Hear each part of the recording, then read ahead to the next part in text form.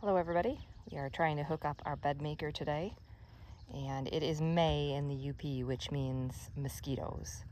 And I don't know if you can see them flying around, but they are everywhere. So we have to be in full-on bug suit clothing because they will bite you really badly, which makes it really hard to work because you're hot.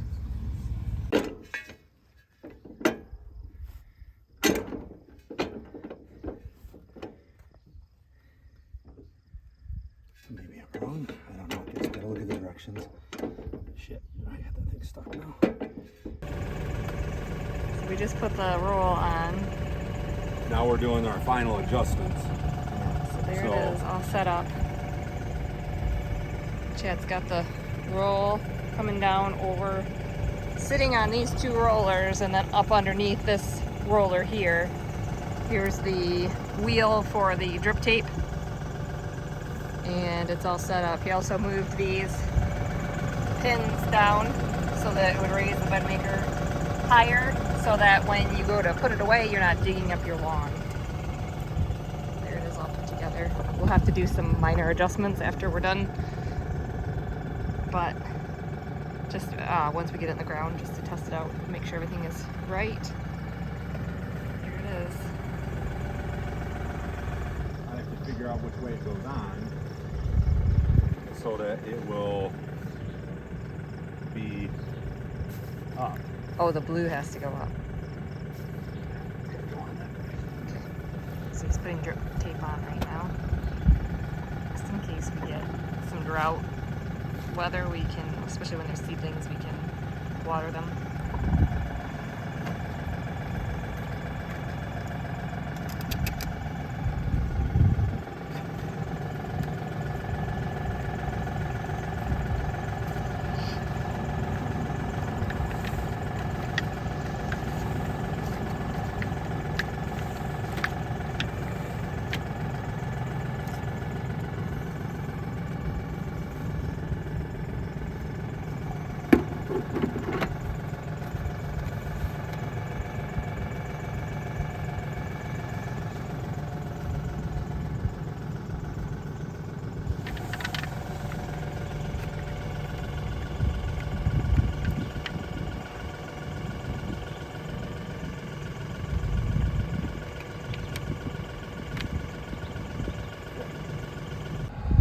Okay, this is our first row. We're a little crooked here for the beginning, but we may have gotten somewhere finally after hour number 4 of trying to set this up. So there goes Chad. You can hear the rocks. We live in the UP, and the rocks are out here. So there it is. It's working. Oh my gosh. Wow. Okay. We've got ourselves a Bedmaker row. It's a little crookedy. It's the first row. So, and we actually started on our good row side, and we changed our mind and decided to go bad row side first.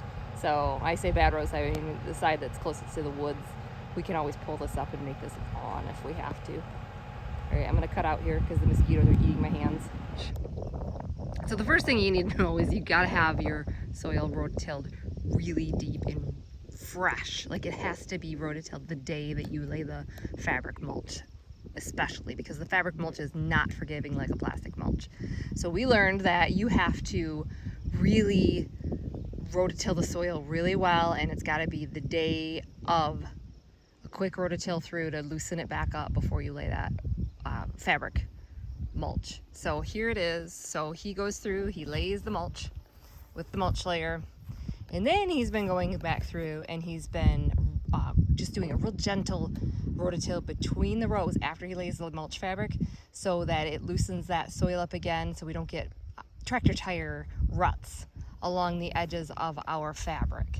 So it really smooths out those rows. So he's been going through and rototilling those between those rows, and then I come through with a roller that's attached to the back of our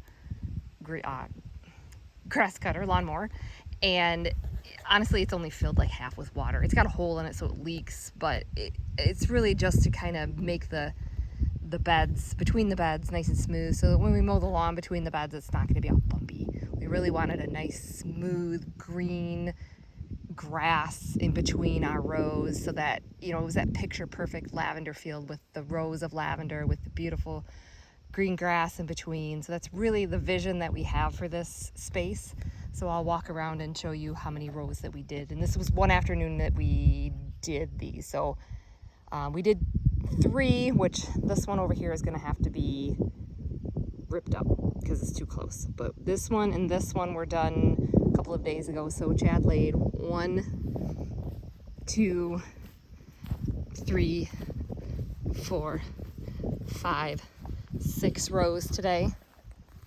These are the ones I haven't rolled yet.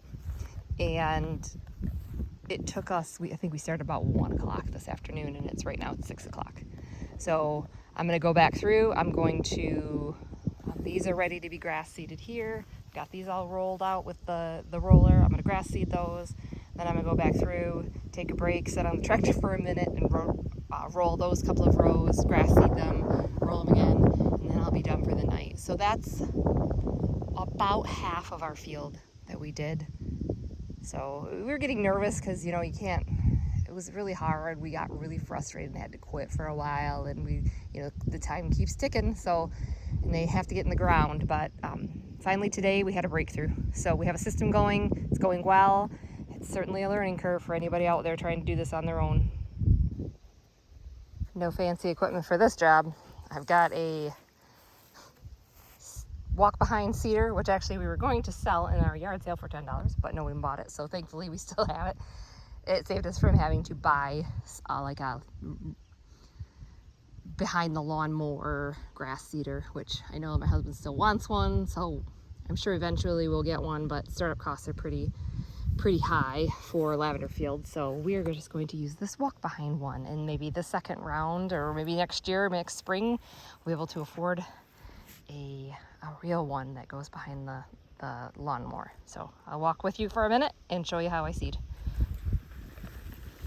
Just as simple as this. Just throwing the seed out. And that's it. I'll come back through with a roller on the back of the lawnmower and smush it in.